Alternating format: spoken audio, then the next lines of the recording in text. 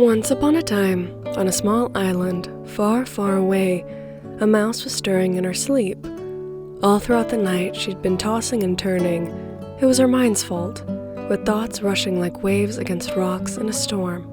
It all came to a head when she had a nightmare and woke up in a sweat with her blanket tossed across her legs.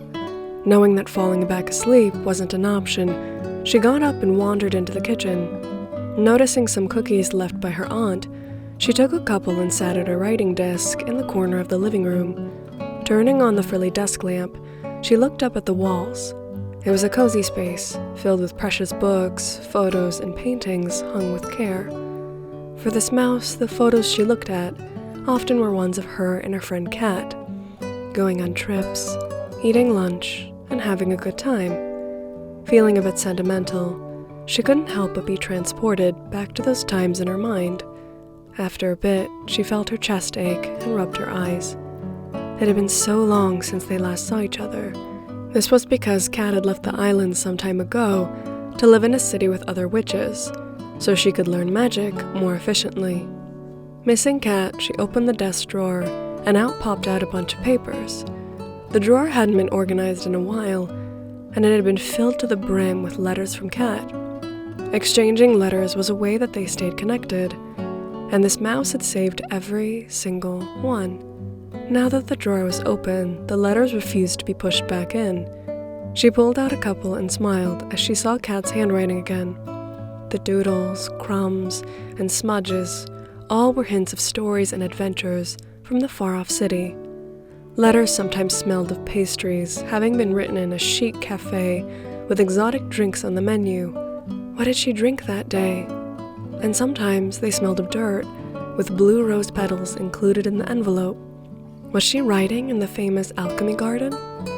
Flowers, seeds, photos, and tea leaves were included in the letters to give something tangible, something that the mouse could touch.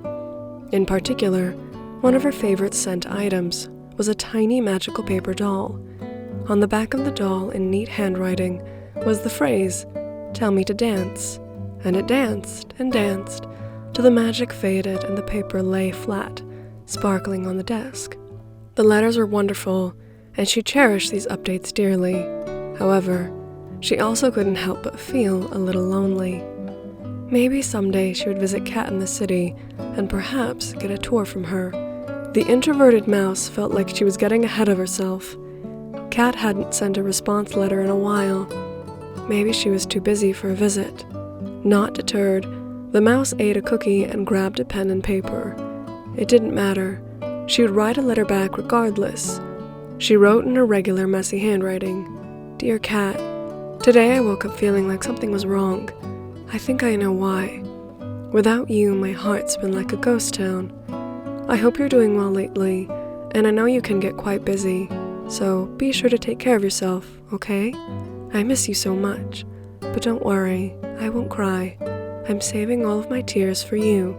And as she put the letter in an envelope, she took a tiny daffodil from the vase and tied it with a blue ribbon. These flowers were the island's pride and joy. She included it in the hopes that they would meet again in person. When she finished sealing the envelope, she looked up at the clock and realized it was early morning. Suddenly, several loud knocks came from the front door. Not expecting an early visitor, she opened the door in confusion. It was Kat, at her step, with a smile on her face. "You? What's going on?" the mouse exclaimed, with tears in her eyes. Well, I was due for a break and decided to come back home for a bit. I took a boat, run by ghosts, and got into some shenanigans, so I couldn't send a letter." The cat rubbed her shoulders, feeling a little embarrassed. They hugged each other tight, and the mouse didn't want to let go. She mumbled into the cat's shoulder, "Oh, Cat, you have to tell me everything. I was about to send you a letter back." The mouse invited her in for tea and a very early breakfast, feeling a pep in her step come back. They turned on the fireplace, sat on the sofa, and talked for hours, filling in the spaces that the letters couldn't.